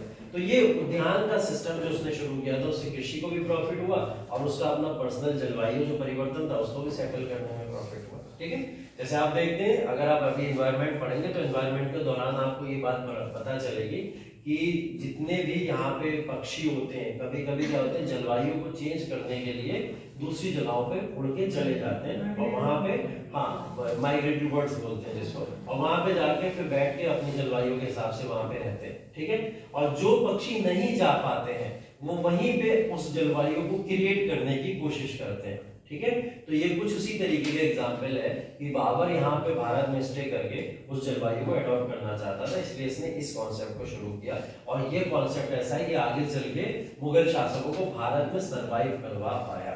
ठीक है, और आगे चल के इस कॉन्सेप्ट का काफी पॉपुलैरिटी भी देखने को मिली और सभी लोगों ने इसको अडॉप्ट किया था। ठीक है, बेसिकली वही है, आप इसको पढ़ सकते हो। फॉरेस्ट कंजर्वेशन के रूप में भी इसको यूज किया जाता है कहीं कहीं एग्जाम्पल के तौर पे कि भारत में बाबर ने आके यहाँ पे इस तरीके की चीजों को प्रमोट किया था। ठीक है, वो उसका पर्सनल प्रॉफिट था, उसमें पता चलता है। हुमायूं का मकबरा और ताजमहल चारबाग पद्धति से रिलेटेड है। हुमायूं का मकबरा और हुमायूं का मकबरा और ताजमहल नहीं, चारबाग पद्धति से रिलेटेड तो नहीं मान सकते उसको। बेसिकली वो आर्किटेक्चर का पार्ट है, उसके अंदर तो चारबाग पद्धति को अपोज करना दिखता है। ठीक है, उसका फेवर नहीं दिखता है, क्योंकि चारबाग पद्धति के अंदर है ज्यादा से ज्यादा उद्यान और फॉरेस्ट के ऊपर ध्यान दे, और वहां पे क्या करा गया, उनको हटा के फिर उसको बनाया गया। ठीक है, तो ये कॉन्सेप्ट थोड़ा सा अलग अलग है। ठीक, रोहिलखंड के इलाके में इन्होंने पानीपत और संभाग में मस्जिदें बनवाई थी। ठीक है, भारत के अंदर जो मॉस्क कल्चर चला आगे चल के, मस्जिदों का निर्माण या मस्जिदों को और ज्यादा शाही तौर पे बनाना, इस सब के पीछे जिम्मेदार कौन है, बाबर है। ठीक है, हम लोग डरा क्यों देते हो इसी करके, पीछे से आवाजें आने लगती हैं, धराधर मैं डर जाता हूँ। उसके बाद बाबर ने तुजुक के बाबरनामा के अंदर बात की थी हम लोगों ने, इसके बारे में जिक्र है बाबरनामा में, केडीआर कृष्णदेव राय के बारे में जिक्र है, और केडीआर के बारे में उन्होंने भारत का उनको सबसे प्रतापी शासक भी लिखा हुआ है इस बात में। तो यहाँ पे उन्होंने अपनी पूरी की पूरी जो है एक ऑटोबायोग्राफी लिखी थी जिसको तुजुक के बाबरी या बाबरनामा कहते हैं। काबुल और गांधार मुगल साम्राज्य के अभिन्न अंग बन चुके थे। काबुल तो पहले से ही था, गांधार को भी इन्होंने अब अपने साम्राज्य में मिला लिया जब ये दिल्ली सल्तनत के शासक बने। ठीक है, लगभग दो, हाँ नहीं वही चीज अलग है। ठीक है, उसके बाद 200 वर्षों तक बाबर के आक्रमण का महत्व ये है कि 200 वर्षों तक पूरे भारत के ऊपर कभी भी बाहरी आक्रमण देखने को नहीं मिलते हैं। ठीक है, 200 वर्षों तक। 200 वर्षों बाद किसका आक्रमण हुआ, नादिर शाह का। वेरी गुड, 200 वर्षों बाद नादिर शाह का आक्रमण होता है। 1757 में पढ़ेंगे आप लोग जाके आगे चलते। ठीक है, तब 1739 में पढ़ोगे, फिर 1760-61 में पढ़ोगे। 1739 और 60-61, क्योंकि नादिर शाह का होता है, फिर अहमद शाह अब्दाली का आगे होता है। तो 200 साल तक लगभग आक्रमण, बाहरी आक्रमण से बचे रहे। ये मुगलों का भारत के अंदर यहाँ पे आके जो था एक महत्व बताया जाता है जब ये आया। बाबर ने भारत में गन पाउडर, घुड़सवार सेना और तोप खाने को लोकप्रिय बना दिया। ठीक है, ऐसी चीजें पहले जैसे गन पाउडर था, हम लोग देखते हैं कि यूज तो करते थे, बहमनी और विजयनगर के लोग यूज करते थे, और उनके बारे में तो साफ साफ लिखा हुआ है बहमनी के बारे में, ये लोग हर जगह यूज करते थे, इवन आदि थे उसको यूज करने के। ठीक है, लेकिन फिर भी उत्तरी भारत में ये एक लोकप्रिय चीज होती नहीं थी। ठीक, तो यहाँ पे गन पाउडर, घुड़सवार सेना और तोप खाने। घुड़सवार सेना भी घोड़ों पे सवार होकर चला करती थी, लेकिन इनकी जो पद्धति थी घुड़सवार सेना को चलाने की वो थोड़ा अलग किस्म की थी, इसलिए इन्होंने उसको पॉपुलर बनाने का काम किया, तोप खाने को भी लोकप्रिय बनाया। एक लाइन देखिए देखो आगे, भारत में पहले बारूद का प्रयोग होता था, लेकिन बाबर ने इस प्रयोग को लोकप्रिय बनाया। कल मैंने एक लाइन बताई थी आपको कि भारत में पहली बार बाबर ने आके बारूद का यूज किया था। ये लाइन पढ़ते हैं हम लोग, सुनी भी है हमने, लेकिन ये गलत लाइन है, इसको यहाँ पे इन्होंने जस्टिफाई किया है। उसने पहली बार यूज नहीं किया, उसने इसको लोकप्रिय बनाया है आगे। ठीक है, इस बात को याद रखिएगा। ठीक है, भारत के विदेशी व्यापार को मजबूत किया था मुगलों के आक्रमण ने। कैसे मजबूत हो सकता है विदेशी व्यापार? विदेशी व्यापार बाबर के आने से या मुगलों के आने से कैसे मजबूत हो सकता है? ये लोग व्यापार करने तो नहीं आए, पड़ेगी तो उनका राज्य स्ट्रांग होगा और युद्ध के लिए भी सामान मतलब बाहरी रिसोर्सेज का आना जाना ज्यादा हो गया था, ये कहना चाह रहा हूँ, घोड़े ज्यादा आने लगे, इस तरह की चीज। अच्छा, और कोई रीजन कोई देना चाहिए? ऑटोमन एम्पायर से कनेक्टेड था, ऑटोमन एम्पायर से कनेक्टेड था, वहाँ का रीजन। अच्छा, वेरी गुड, बहुत अच्छा पॉइंट है। और कोई विदेशी व्यापार स्ट्रॉन्ग और कैसे हो सकता है? विदेशी व्यापार और कैसे स्ट्रॉन्ग? आयात और निर्यात तो पढ़ा था आप लोगों ने, क्या क्या चीजें आयात होती थी, क्या क्या चीजें निर्यात होती थी, वो सब चीजें पता है आपको। उसको सोच के बताइए कुछ कि विदेशी व्यापार और कैसे मजबूत हो सकता है। थोड़ा दिमाग पे जोर डालिए, सोचिए कैसे मजबूत हो सकता है। जैसे एक बहुत अच्छा पॉइंट मिला, ऑटोमन एम्पायर की वजह से। ऑटोमन एम्पायर सबसे लोकप्रिय एम्पायर था पूरी दुनिया में समय, और सबसे पावरफुल एम्पायर था, और उन्हीं में का कोई व्यक्ति आके भारत के ऊपर अगर शासन करने लगे तो जिसके पास व्यापार की सबसे बड़ी शाखा है ऑटोमन, उसके थ्रू हमारा व्यापार चलने लगेगा भारत में, तो ठीक है, उससे व्यापार बहुत मजबूत हुआ, हमें देखने को मिलता है। और कोई सोचो, कुछ सोच के बताओ, व्यापार मजबूत कैसे होते हैं आज के समय? सोचो कैसे व्यापार मजबूत होता है? डिमांड एंड सप्लाई, बंदरगाह को काबू करके। बाबा ने कौन सा बंदरगाह काबू किया? व्यापार का बता रहा है, बाबर का नहीं। हाँ, आज के हिसाब से बाबर को भी मत बोलो, और मामलों का कॉन्सेप्ट वही है, बाबर के बारे में बात नहीं पता। व्यापार करने के अच्छा तरीके क्या क्या होते हैं ये तो पता होगा, कैसे व्यापार करते हैं, व्यापार को मजबूत कैसे बनाया जाता है, क्या तरीके हो सकते हैं। इकोनॉमी की क्लास हो गया ना, तो सर आपसे देश या लोग बोलते हैं उनसे अच्छे संबंध होना, जैसे 200 वर्षों तक आक्रमण नहीं हुआ, तो आना जाना लगा रहा होगा, उसमें बाहर से आयात भी किया होगा हमने और निर्यात भी किया होगा, तो इस बीच में विदेशी विदेशी संबंध अच्छे थे, ये कहने का मतलब है। ठीक है, विदेशी संबंध अच्छे थे, उस वजह से हमारा व्यापार और मजबूत हो गया। ठीक, और अच्छा लगेगा जब तुम लोग की तरफ से आंसर आएंगे तो बहुत अच्छा लगेगा। पता अच्छा क्यों लगेगा? क्योंकि फिर तुम लोग कुछ सोच रहे हो, तुम लोग दिमाग चला रहे हो, कुछ अच्छा लगेगा इस वजह से। क्योंकि वहाँ पे एग्जाम हॉल में बैठे हुए कई सारे ऐसे अचानक वाले क्वेश्चन आएंगे कि अरे ये तो कभी सुना ही नहीं, ये कहाँ से आ गया, इसके बारे में तो कभी पढ़ा ही नहीं, ये कैसे हमको दिख गया। ये आएगा, रैंडम आएगा। और कोई भी एग्जाम से आप जो एग्जाम देने के लिए तैयारी कर रहे हो, उस एग्जाम में आप इंटरव्यू से बच ही नहीं सकते। ठीक है, और इंटरव्यू में तो आपको सोचने का भी मौका नहीं मिलता है। मेंस में तो सोच लोगे 5 मिनट बैठ के, चलो सोच लें, कुछ बना लें, इस तरीके का स्ट्रक्चर दिमाग में और करें ऐसा।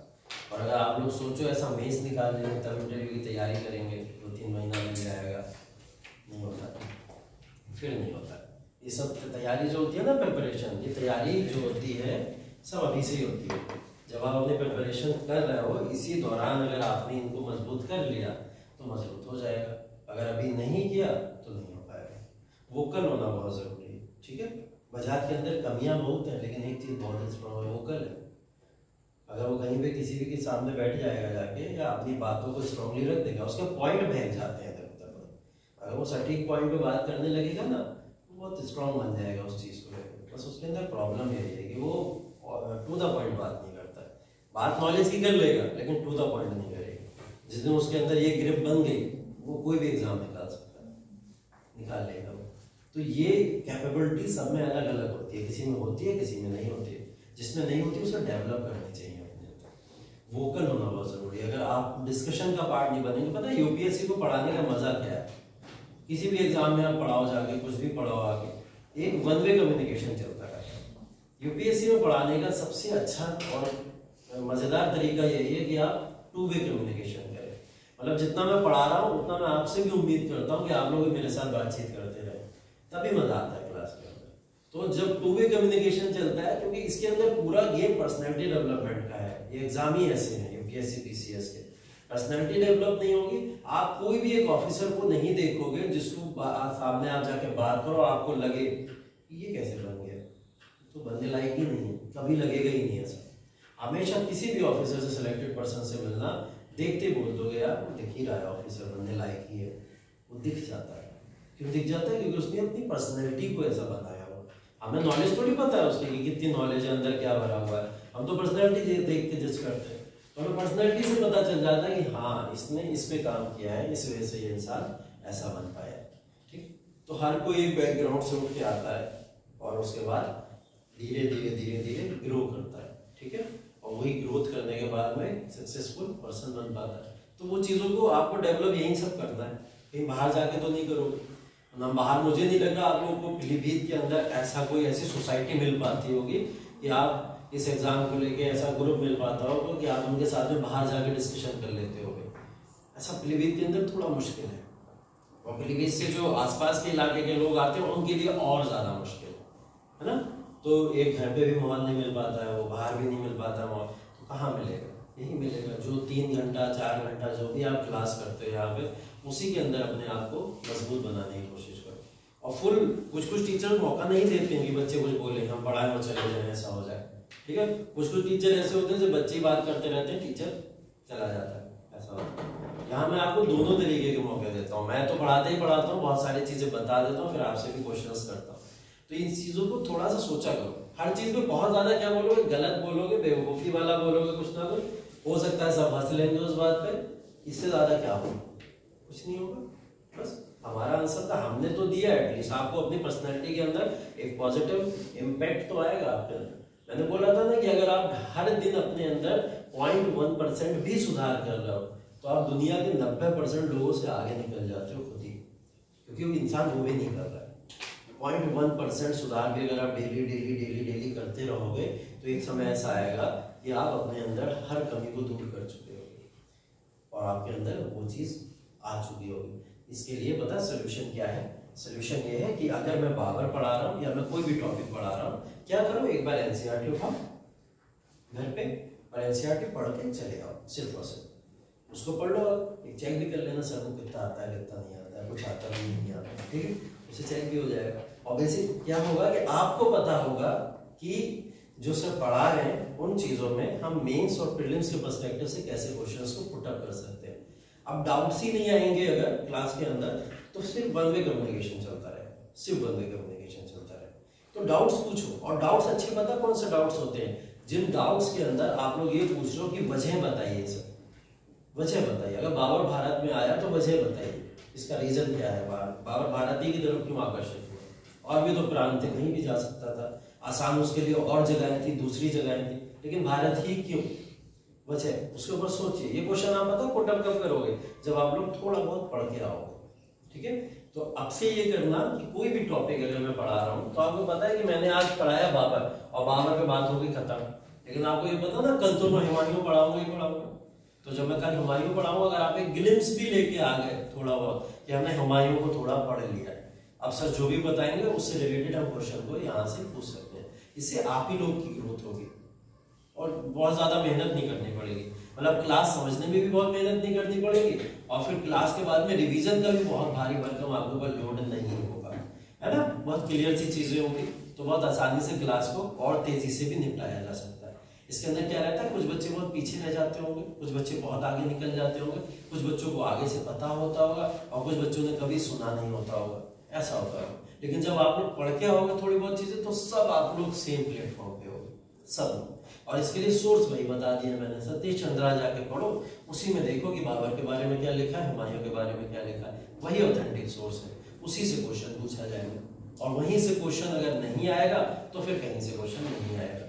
ये तो यूपीएससी बोलता ही है, साफ साफ बीसीएस भी बोलता है। तो रिवीजन करना शुरू करो ज्यादा से ज्यादा, ठीक है। हाँ, कहाँ पे थे हम? व्यापार की वजह पूछ रहे थे कि भारत के अंदर बाबर ने व्यापार को मजबूत कैसे किया। पहली तो चीज खत्म हो गया क्या?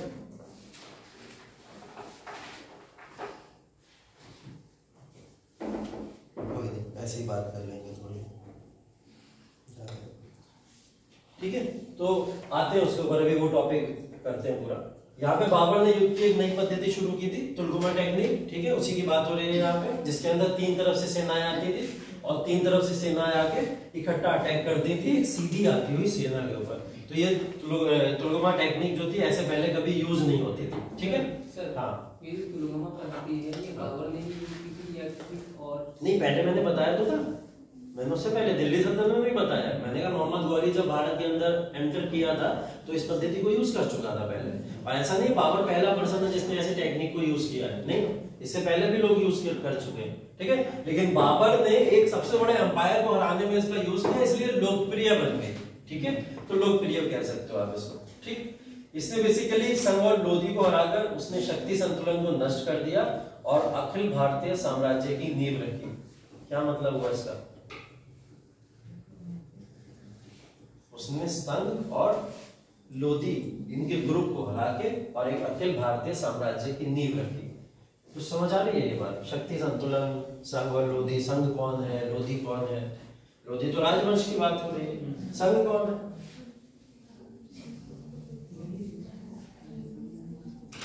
संघ का मतलब किसी ग्रुप की बात हो रही है ना शायद। तो कौन सा ग्रुप है, कौन सा ग्रुप की बात हो रही है? इंडिपेंडेंट स्टेट्स की बात हो रही है, इंडिपेंडेंट स्टेट्स की बात हो रही है। गुड। इंडिपेंडेंट स्टेट जो स्वतंत्र राज्य हैं, और स्वतंत्र राज्य भी तो भारत के अंदर है। अब उसमें और लोधी राजवंश में कभी भी शक्ति संतुलन नहीं मिला देखने को हमें। यहाँ पे क्या करा इसने, इन दोनों को हरा के यहाँ पे एक शक्ति संतुलन बनाया, इन दोनों के शक्ति संतुलन को नष्ट कर दिया, अपना शक्ति संतुलन बना लिया यहाँ पे। और उसी के थ्रू क्या हुआ, अखिल भारतीय साम्राज्य की नींव रखी। अखिल भारतीय साम्राज्य मतलब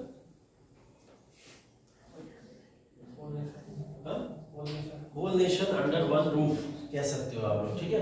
मतलब पूरा साम्राज्य किसी एक छत के नीचे चला है, यही काम किया। अभी तक बहुत इंडिपेंडेंट अलग अलग संघ बने हुए हैं, उन सारे संघों को बुला उठा के मुगल साम्राज्य ने अपने पूरे के पूरे साम्राज्य में मिलाया है आगे जाके, ठीक है। तो ये इसी तरीके की बात है। पादशाह की उपाधि उन्होंने धारण की थी। पादशाह का मतलब क्या होता है? बादशाह बोल सकते हैं, बादशाह तो बोल सकते हैं, और भी कोई मतलब होता है इसका। बादशाह का मतलब बादशाह बोल सकते हो आप, बादशाह का मतलब तो वही है, शासक या राजा, ठीक है। बादशाह की उपाधि जो है बेसिकली उन लोगों को दी जाती है जो किसी भी कार्य में सफल होके आते हैं, ठीक है। सफल होने का मतलब, अगर आप जैसे यूपीएससी के एग्जाम को सफल करके कल एक आईएएस ऑफिसर बन जाओगे तो आपके नाम पे टाइटल लग सकता था बादशाह, लेकिन अब नहीं लग सकता। क्यों? समापन हो चुका है, भारत में कोई टाइटल्स वाइटल्स नहीं दिए जाते हैं किसी भी तरीके के, ठीक है। इस वजह से नहीं लगता है। तो बादशाह का मतलब होता है किसी भी क्षेत्र में आप सफल होकर आते हो तो आपको एक उपाधि दे दी जाती है बादशाह। और ये तो पूरे भारत को जीत के सफल होकर आया था, तो इसको एक उपाधि यहाँ पे दे दी। काबुल की जीतने के बाद ही तरफ दे दी। हाँ, काबुल ही जीतने के बाद, मैंने बोला ना भारत के अंदर एंट्रेंस का पहला चीज ही काबुल है। काबुल को जीतने के बाद ही इनको ये उपाधि मिल गई थी, ध्यान रखिएगा, बादशाह के बाद, ठीक।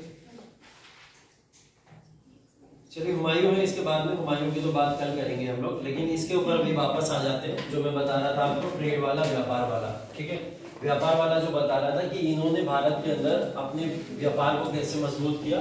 एक पॉइंट तो स्ट्रॉन्ग वाला वो मिल ही गया आपको कि ऑटोमन एम्पायर के साथ में इनके संबंध अच्छे थे, उस वजह से हमारा व्यापार मजबूत होता रहता है, ठीक है।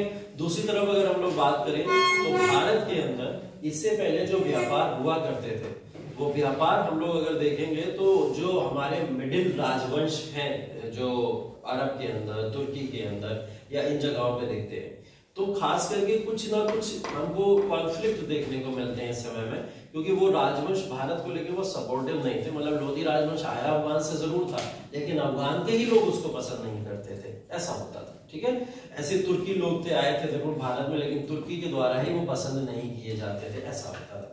अभी यहाँ पे क्या हो रहा है, मुगल साम्राज्य के दौरान जब भारत के अंदर मुगल साम्राज्य का यहाँ पे स्थापना हुई तो ये पॉपुलर एम्पायर बन गया पूरे विश्व के अंदर ये। ठीक है, जब इसकी शुरुआत हुई थी, इस पॉपुलर एम्पायर का फायदा ये मिला कि सिर्फ अरब के एम्पायर नहीं, अब वेस्टर्न कंट्रीज की भी बहुत सारी कॉलोनीज भारत के साथ व्यापार करने के लिए आगे बढ़ चुकी थी। ठीक है, जैसे हमने देखा पुर्तगाली भारत में आ रहे हैं इस समय और भारत में व्यापार कर रहे थे, लेकिन इसी समय में क्या हुआ, मुगलों के आने के बाद में यहाँ पे पुर्तगालियों को उत्तर भारत के अंदर एंटर कराया जाता है। पुर्तगाली अब उत्तर भारत के अंदर व्यापार करने के लिए और ज्यादा आगे बढ़ जाते हैं। जैसे हम लोग देखते हैं कि भारत के अंदर अभी व्यापार दक्षिणी भारत के तटीय इलाकों में होता था, बंदरगाहों में हुआ करता था। अब ये व्यापार धीरे धीरे क्या हुआ, मुगलों के दौरान बढ़ के उत्तर भारत के अंदर होने लगा। अब ये व्यापार दिल्ली पहुंच गया, बंगाल पहुंच गया, बिहार पहुंच गया, गुजरात पहुंच गया और मध्य प्रदेश जैसे इलाकों में अब ये व्यापार हुआ करता था। तो विदेशियों के साथ व्यापार अभी तक हमको देखने को मिला है, खास करके अरब के लोगों के साथ होता था। अब ये व्यापार क्या होता है, पश्चिमी शक्तियों के साथ में भी होना शुरू हो गया। जो हम लोग पढ़ते हैं ना, पुर्तगाली आए, फिर डच आए, फिर डेन्स आए, ठीक है, उसके बाद में फिर क्रिश्चियन आए, तो ये जो भी ब्रिटिशर्स आए, तो ये सारे के सारे लोग जब भारत के अंदर एंटर करते हैं तो इनके थ्रू भी व्यापार बहुत तेजी से मजबूत होता दिखता है। ठीक है, व्यापार का अगला तरीका क्या होता है, आयात और निर्यात। ठीक है, आयात करना या निर्यात करना। भारत के पास में जो चीजें ज्यादा थी भारत ने उसका नो डाउट निर्यात किया होगा, और जिन चीजों की कमी थी उसका आयात भी भरपूर मात्रा में किया होगा। ठीक है, बाबर के पास में सेना मजबूत थी, बाबर के पास में रिसोर्सेज थी, बाबर की इकोनॉमी बहुत मजबूत थी। यहाँ पे आगे उसने अपनी अर्थव्यवस्था और स्ट्रॉन्ग कर ली थी। उस अर्थव्यवस्था, उस स्ट्रेंथनेस के भरोसे ही उसने क्या करा, यहाँ पे दूसरे इलाकों के साथ में भी व्यापार करना शुरू कर दिया। मतलब यहाँ से अभी तक आप लोगों ने पीछे पड़ा हुआ कि हम लोग घोड़े मंगाया करते थे, आयात हुआ करते थे। एक क्वेश्चन भी हमने पढ़ा था, देखा था उसमें कि आयात का ये रिसोर्स है या निर्यात का रिसोर्स है। हमने देखा था घोड़े तो आयात होते थे, बाबर के समय में ये रिवर्स होना शुरू हो गया। बाबर ने क्या करा, अच्छी क्वालिटी के घोड़ों को यहाँ पे ट्रेंड किया और ट्रेंड करके उनका निर्यात करना यहाँ से शुरू कर दिया। तो ये भी व्यापार को मजबूत करने की एक चीज हुई। तो इस तरीके के व्यापार यहाँ पे देखने को मिलते हैं, मजबूत होते चले गए। और व्यापार अगर हम लोग देखें तो पूरे के पूरे मुगल साम्राज्य को व्यापार ने ही या सिर्फ और सिर्फ ट्रेड ने, इकोनॉमी ने ही रोक के रखा, अदरवाइज पूरा का पूरा मुगल साम्राज्य यहाँ पे खत्म हो सकता था। ठीक है, इसके बाद में हम लोग बाबर के बाद में पढ़ेंगे हुमायूं को, और हुमायूं को पढ़ने से पहले आप लोग हुमायूं के बारे में थोड़ा बहुत पढ़ के आएंगे। ठीक है, कल थोड़ा पढ़ लीजिएगा। सतीश चंद्रा में बस एक चैप्टर एक पेज के अंदर सब खत्म कर दिया। ठीक है, तो हुमायूं से रिलेटेड कुछ चीजें पढ़ लीजिएगा। तो हुमायूं के बारे में कल पढ़ेंगे। ठीक है, अभी यहीं तक देखते हैं इन सब चीजों को।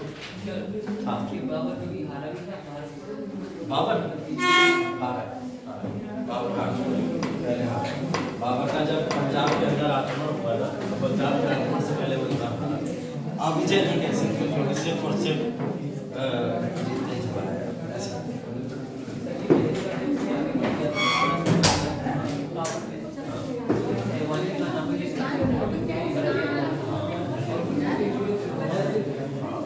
और ये हुआ करती थी एक्चुअल में पहले की थी, इसका जो यूज होता था वो पहले दिल्ली सल्तनत के अंदर जब गौरी ने एंटर किया था तो वो इसको पहले यूज कर चुका है ना, इस बात को याद रखिएगा।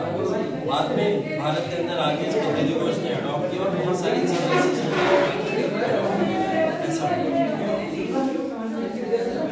पढ़ो, एनसीईआरटी पढ़ो, बहुत फायदा होगा उससे। ठीक है, एनसीईआरटी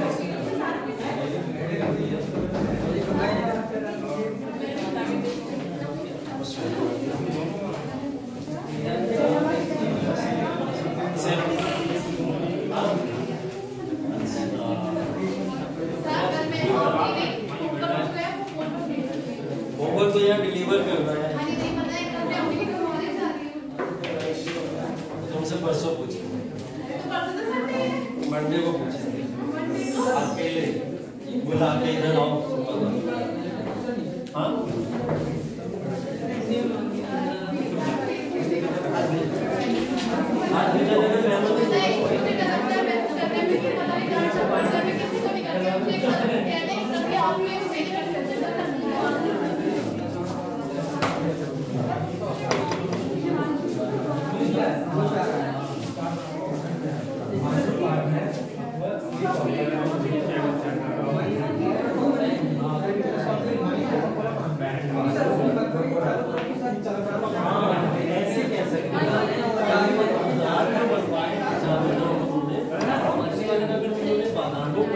है।